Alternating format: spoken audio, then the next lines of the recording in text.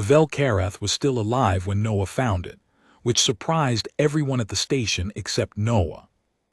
She had come down to the tidal intake at first light because the storm surge had carried debris against the filtration screens, and her job, self-assigned, since she was 9 years old and the station did not technically employ her, was to clear them before Director Hassel's morning survey. She had her rubber waders and her long-handled rake, and she was dragging kelp mats off the lower screen when she saw the shape in the shallows. It filled the length of the intake channel. It was enormous, longer than the research skiff and low in the water, and her first thought was that the storm had pushed a dead one in from the deep habitat range. The Vel-Karath came close to the colony shores during bad weather, though the colony's marine board had standing instructions not to interfere with them. They were apex classified. The survey drones kept respectful distance. Then its eyes opened. They were forward set, pale gold in the morning light, set in a skull that was broad and flat, and covered in layered blue-gray scales the research files called depth-adaptive pigmentation.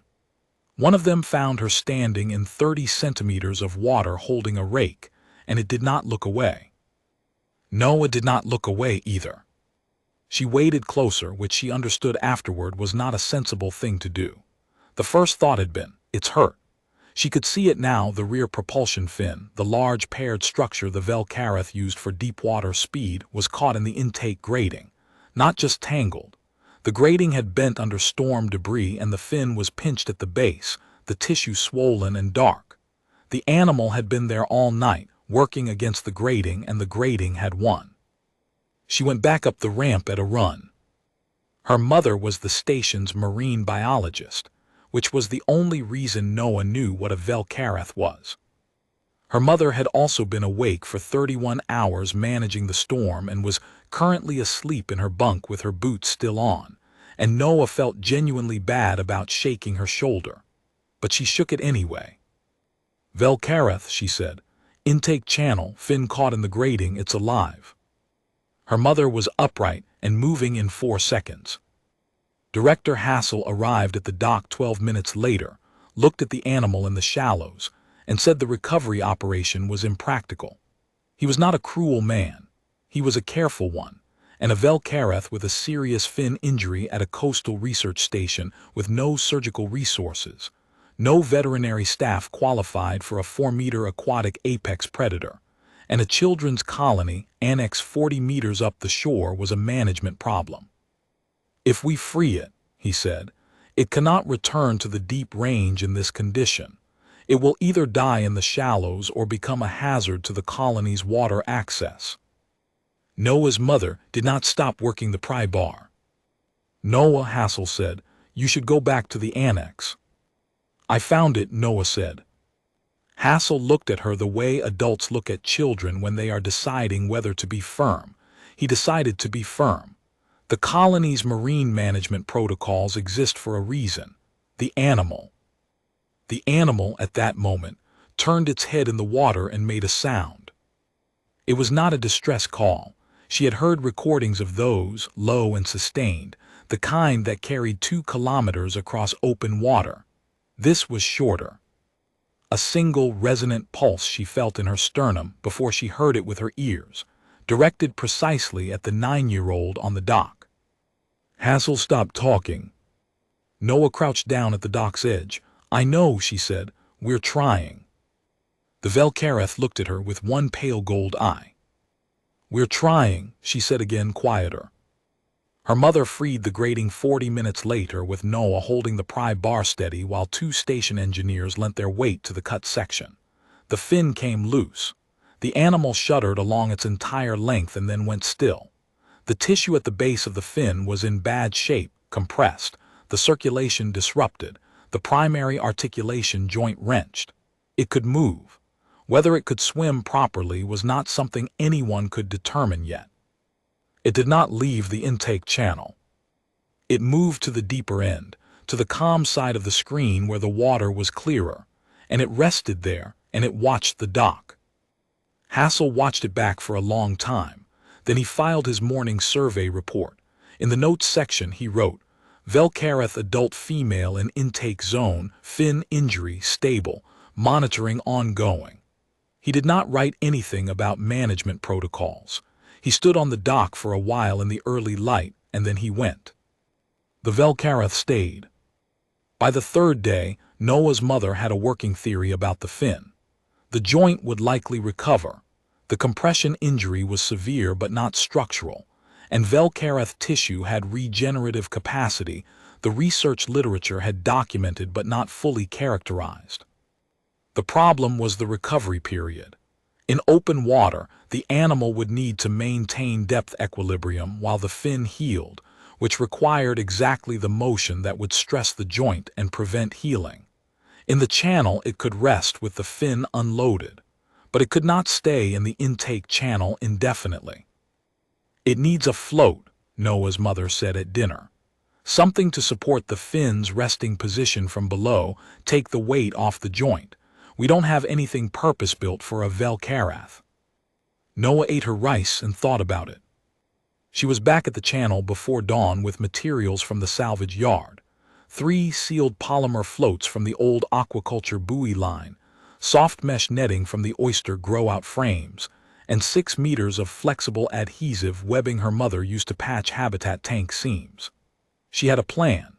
She was not certain it was a good plan, but she had thought about it from every angle she could, and she could not find a better one. The Vel-Karath watched her from the deep end as she assembled the structure in the shallows. It took 2 hours. The result was something between a sling and a cradle. The polymer floats threaded through the mesh at 3 points, the adhesive webbing configured to sit under the fin's resting surface without touching the injured joint, distributing weight across undamaged tissue to either side. She stood in the water with the finished structure and looked at the animal. "I need you to come here," she said, "just to where I'm standing. I need to put this under your fin." The Vel-Karath did not move for a moment. Then it moved. It came through the water without rushing. The injured fin held slightly high and stopped with its body parallel to where she stood. The fin was just below the surface, within arm's reach. She worked for 20 minutes, repositioning twice until the fit was right. The animal held itself steady throughout.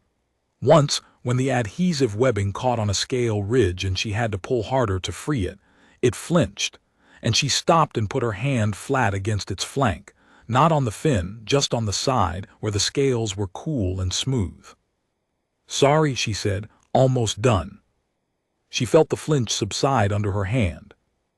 When the float assembly was in position, it did what she had designed it to do. The buoyancy lifted, the mesh distributed the support, and the injured fin settled into a resting posture that took the load off the joint. The Vel-Karath stilled completely, and for the first time since Noah had found it, it did not look like something that was hurting. Director Hassel came down at 700 and stopped at the dock railing without saying anything. "That's her float design," Noah's mother said. "Built it herself from salvage materials. She did the geometry from the fin anatomy files." Hassel looked at the float assembly. He looked at the animal resting quietly with the fin supported. He looked at the girl in the water, refastening the mesh with the focus of someone doing a job they understood. "The webbing is rated for seawater immersion," he said. "I checked," Noah said without looking up. 30 days on the spec sheet. The mesh is the same material as the grow-out frames. It will need cleaning, biofouling. Every 5 days, I'll do it." Hassel looked at the pale gold eye, watching from the water. Then he closed the morning's protocol report without filling it in. "Every 5 days," he said. "Come and find me if anything changes." The fin healed. Not quickly, 31 days before Noah's mother confirmed full articulation on the imaging survey, and another 12 before the tissue had rebuilt enough for open water movement. 43 days total. Noah cleaned the float assembly 8 times. She was in the water every morning.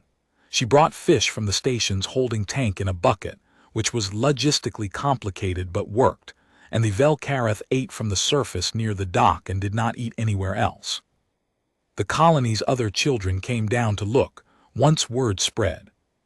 They came in groups at the dock railing in their school uniforms, and the Vel-Karath watched them from the water with a calm Noah had learned to read as interest rather than hostility.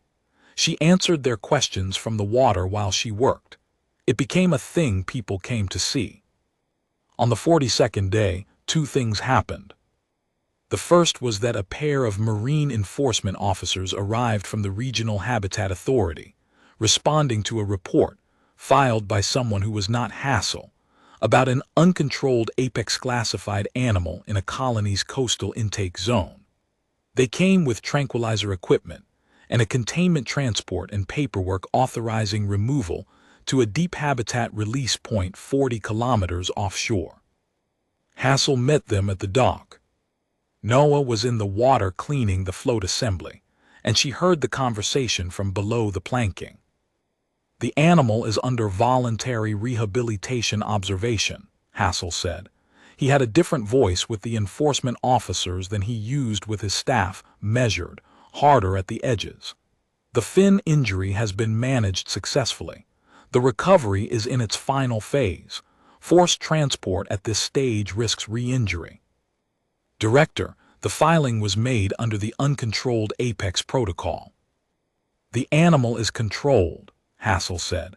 "Controlled meaning calm, stable, non-aggressive, and cooperative with rehabilitation procedures.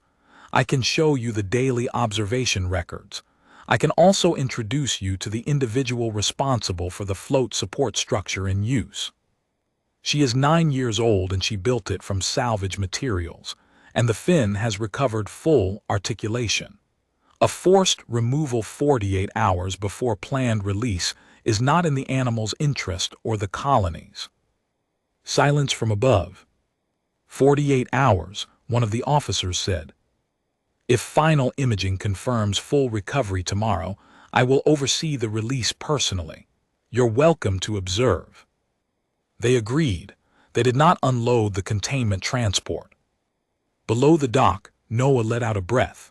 The Vel-Karath turned and looked at her with one pale gold eye, and it made the sound again, the short resonant pulse she felt in her chest. "I know," she said. The second thing on the 42nd day was the imaging confirmation. Full articulation, full tissue repair. Her mother showed her the scan on the tablet at dinner, and Noah sat with it for a while and felt something complicated.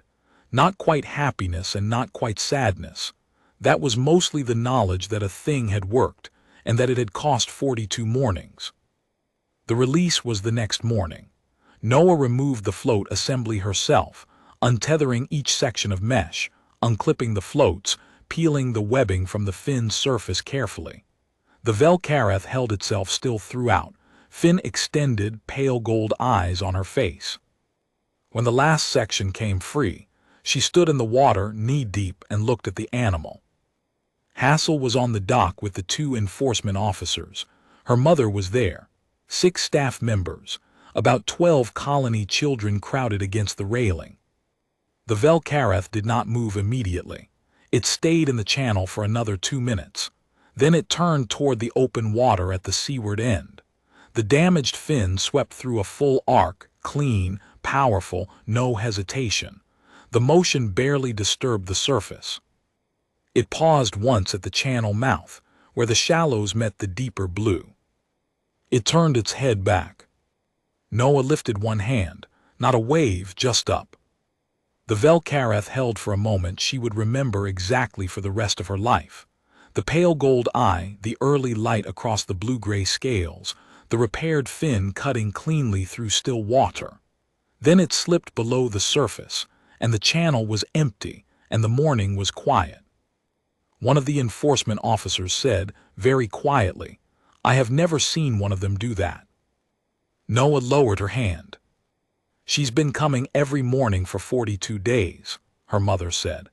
"Animals know the difference between a person who shows up and a person who doesn't." The officer looked at the empty channel for a long time.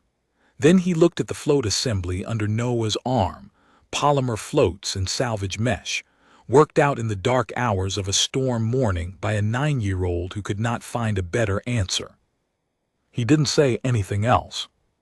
Noah waded back to the dock ramp, and when she came up, Hassel was there and handed her his tablet. The morning's protocol report was on the screen.